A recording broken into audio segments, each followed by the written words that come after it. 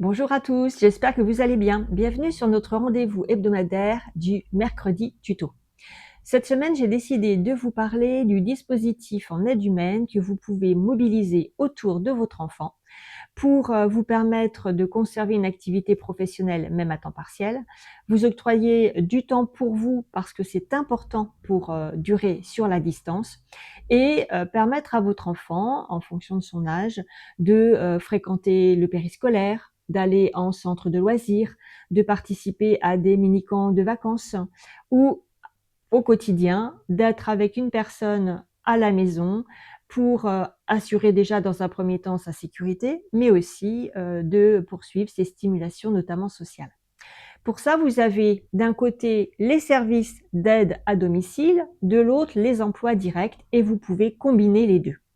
Services d'aide à domicile, il faut choisir des services qui soient conventionnés par le conseil départemental au titre de la prestation de compensation de handicap aide humaine.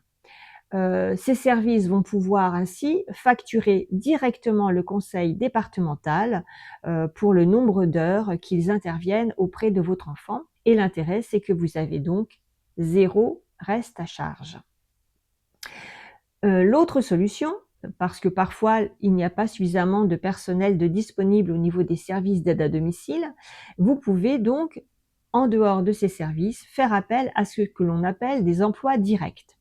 Alors, si votre enfant est mineur, c'est vous, parents, qui êtes l'employeur de ces professionnels.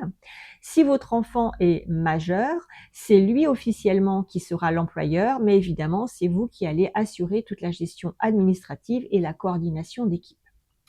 Les emplois directs, il faut savoir qu'une partie de leur coût horaire est pris en charge par le conseil départemental au titre de la prestation de compensation du handicap aidant familial.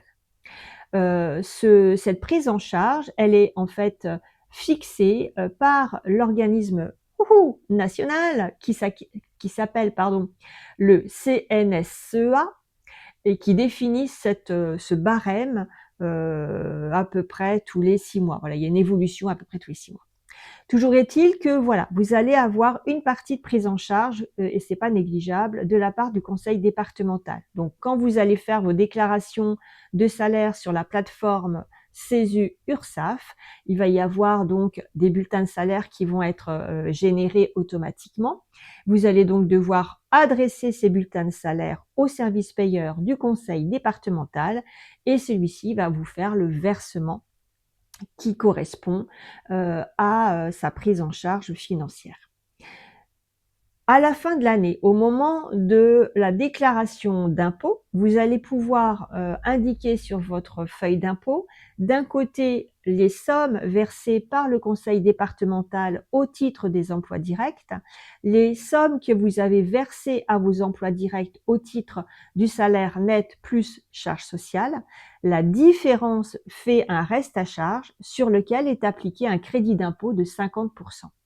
Ce qui fait qu'en fait, votre reste à charge définitif va être quand même assez minoré. Évidemment, il va falloir que vous fassiez voilà, un suivi budgétaire pour que vous soyez bien dans les clous, mais globalement, ça le fait relativement bien. Donc voilà, vous avez à votre disposition service d'aide à domicile, emploi direct, l'un ou l'autre, l'un et l'autre, et normalement ça doit vous permettre d'avoir des solutions qui puissent vous permettre à vous de vous épanouir et à votre enfant également. À très bientôt.